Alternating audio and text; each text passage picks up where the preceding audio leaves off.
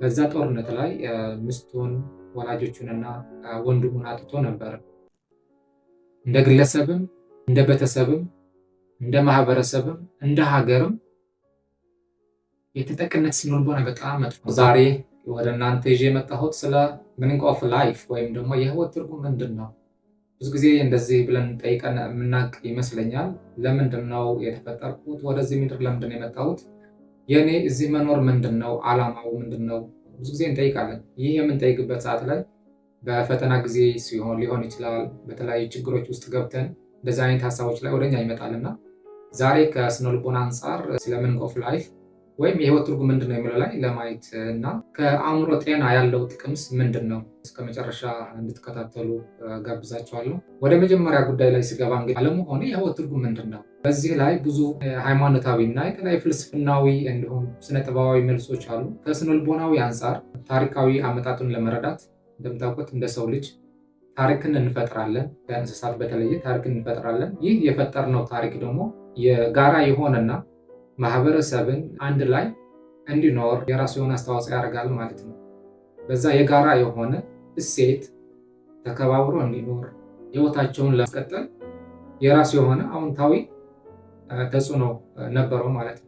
ሰዎች እንግዲህ እንዳልኳቸው ታሪክ እንፈጥራለን። ለምንድን ነው ወደዚህ የመጣ ነው? የእኛ ሚና ምንድን ነው? በዚህ ማህበረሰብ ሊሆን ይችላል፣ በዚህ ምድር ላይ ሊሆን ይችላል። እኔ የመጣሁበት ምክንያት ምንድን ነው? ብዙ ጊዜ እንጠይቃለን እና ከስነልቦና አንጻር ይሄኛው ኤግዚስተንሻል ድራይቭ የምንለው ወይም ደግሞ ህልውናዊ ግፊት የምንለው ነገር ነው። እንግዲህ ይህ ሰዎች በተፈጥሮ ለምን እንደመጡ ጥያቄ የሚጠይቁበት ወይም ህይወትን ለመረዳት ያላቸውን ተፈጥሯዊ ሂደት ነው የኤግዚስተንሻል ድራይቭ የምንለው ነገር ማለት ነው። ሌላ ደግሞ ኤግዚስተንሻል ድሬድ የምንለው ነገር ላይ ሰዎች በጭንቀት ውስጥ ላይ ሲሆኑ፣ በተስፋ ማጣት፣ በእነዚህ ውስጥ ላይ ሲሆኑ ደግሞ የምትሰማቸው የተለያዩ አሉታዊ የሆኑ ስሜቶች አሉ። የመኖር ትርጉም ማጣት፣ ትርጉም የለሽ መሆን። እንዲያውም አንድ ጊዜ የሆነ እንደ ትሬንድ ሆኖ ነበረ፣ በተለይ ፌስቡክ ላይ ብንሄድ ይሻልናል የሚል ነገር ነበርና ይሄኛው ከኤግዚስተንሻል ድሬድ ጋር የተያያዘ ነው። በህይወት ላይ ትርጉም ማጣት በተለያዩ ምክንያቶች ሊሆን ይችላል።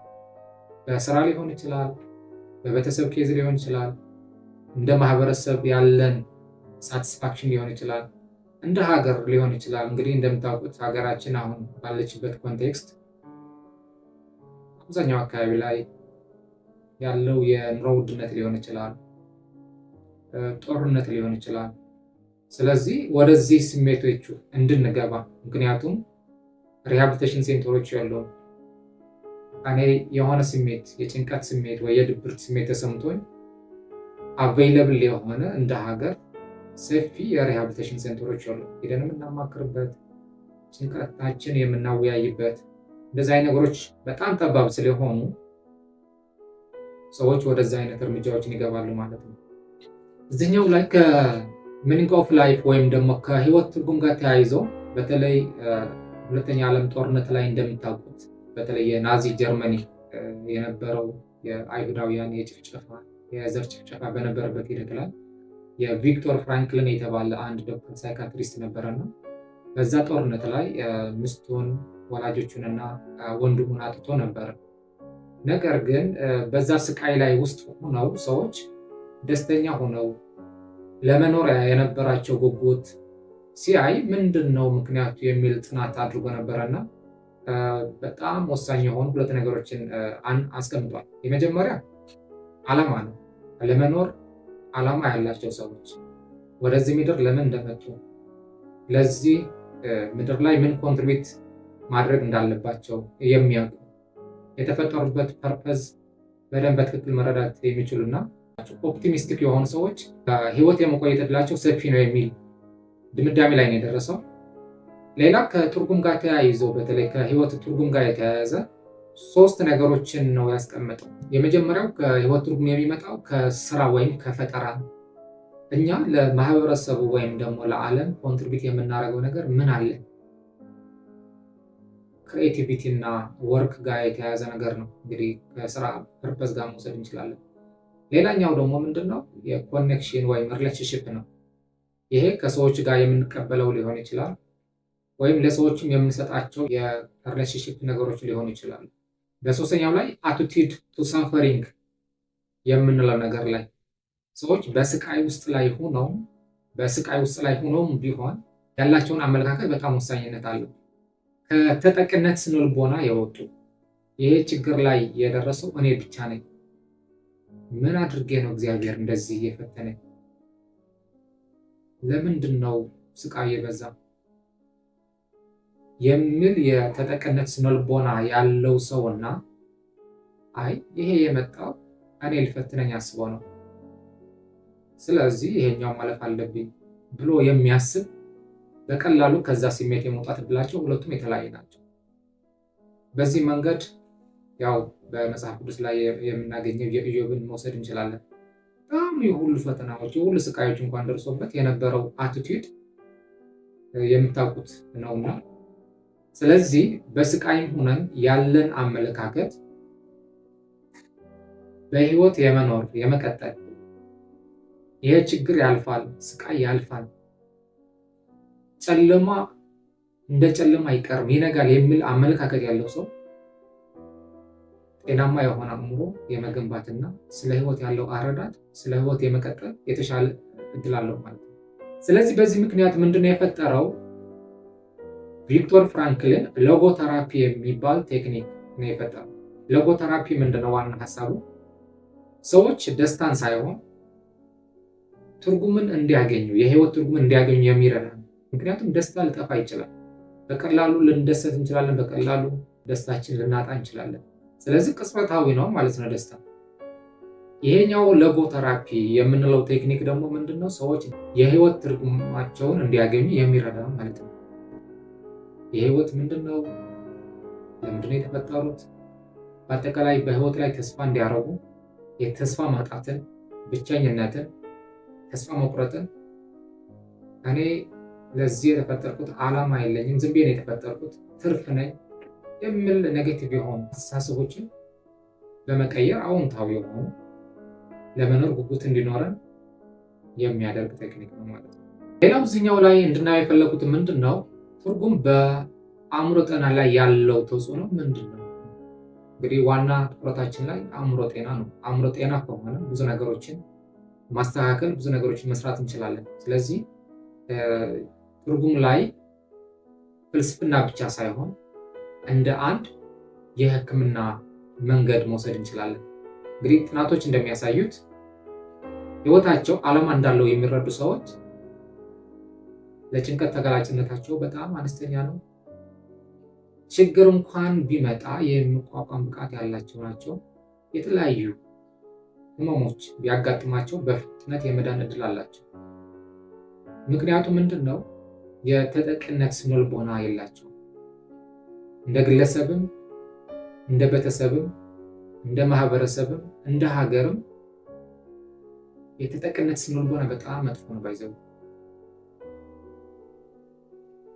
ለኔ ብቻ ነው እንደዚህ የተደረገ ያለው፣ እኔ ነኝ እንደዚህ የሆንኩት፣ እኔ ደካማ ነኝ፣ እኔ እንደዚህ ስለሆንኩኝ ነው እንደዚህ የተደረገብኝ ያለው የሚለው ተጠቂነት ስነልቦና በጣም በጣም በጣም በጣም የማይሽር ጊዜ የሚወስድ ትሪት ለማድረግ በጣም አስቸጋሪ ነው። ስለዚህ ስለ ትርጉም ዓላማ ያላቸው ለምን እንደተፈጠሩ የሚያውቁና ስለ ህይወታቸው በጣም የተረዱ ሰዎች ለነዚህ ነገሮች የመጋለጥ እድላቸው በጣም ጠባብ ነው ማለት ነው። በህይወታቸው ፈተና እንኳን ቢያጋጥማቸው የማለፍ እድላቸው በጣም ሰፊ ነው። ምክንያቱም በህይወት ውስጥ ላይ መውደቅ አለ፣ መነሳት አለ፣ መታመም አለ፣ መዳን አለ፣ ደስታ አለ፣ ሀዘን አለ፣ ብርሃን አለ፣ ጨለማ አለ። ይሄ ምንም የህይወት ናቹራል ውደትን ነው የምናየውና በዚህ ውስጥ ላይ እነዚህ ጤናማ የሆነ ትክክለኛ የህይወት የተረዱ ሰዎች እዛ የመውጣት እድላቸው በጣም ሰፊ ነው ማለት ነው። ሌላ እዚህኛው ላይ የምናየው ችግሮች እንኳን ቢያጋጥሟቸው ለምንድን ነው ያጋጠመኝ ብለው አይደለም የሚጠይቁት። ከዚህኛው ምንድን ነው የሚማረው? ምን ሊያስተምረኝ ፈልጎ ነው ይሄኛው ያጋጠመኝ? ይሄ ሊያጋጥመኝ አይገባም፣ እግዚአብሔር እኔን ስለማይወደኝ ነው ይሄኛው ያጋጠመኝ ብለው ማማረር ሳይሆን ከዚህ ምን ሊያስተምረኝ ፈልጎ ነው? እንዴት ማለፍ አለብኝ? ብዙ ጊዜ ትኩረት የሚያደርጉት መፍትሄው ላይ ነው። እንጂ እንደዚህ ማጋጠም አልነበረበትም። ለምንድን ነው እንደዚህ የተከሰተው ወደሚል ላይ ጊዜያቸውን ያጠፉ። ሌላው በመጨረሻ ላይ እንድናየው የፈለኩት እንግዲህ የህይወት ትርጉም እንዳያችሁት የተለያዩ የአእምሮ ጤና ጥቅሞች ካሉት የህይወት ትርጉምን እንዴት መፍጠር እንችላለን? በጣም ወሳኝ የሆኑ 5 ነገሮችን እነግራችኋለሁ።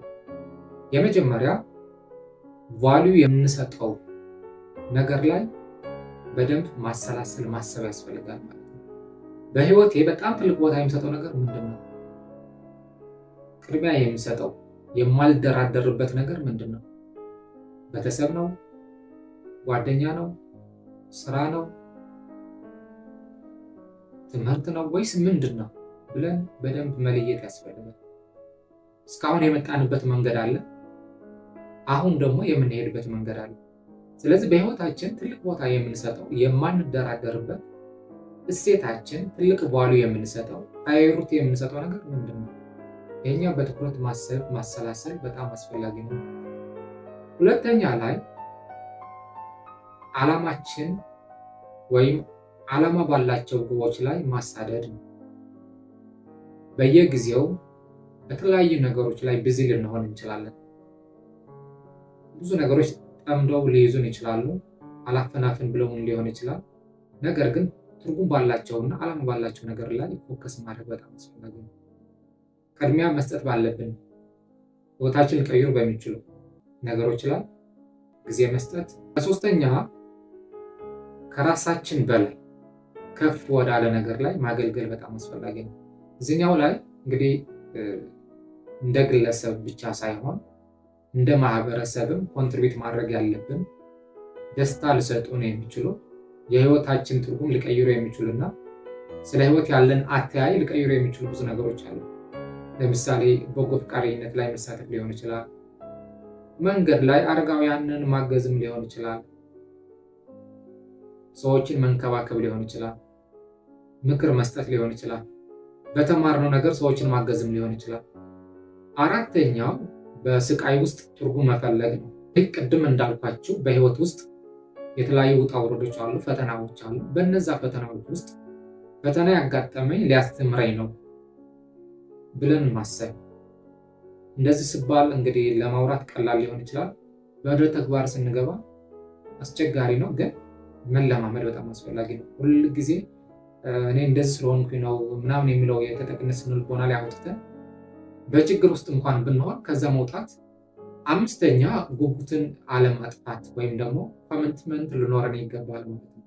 የትርጉም ህይወትን በመጠየቅ ነው እንጂ መልሶችን በማሰባሰብ አይደለም።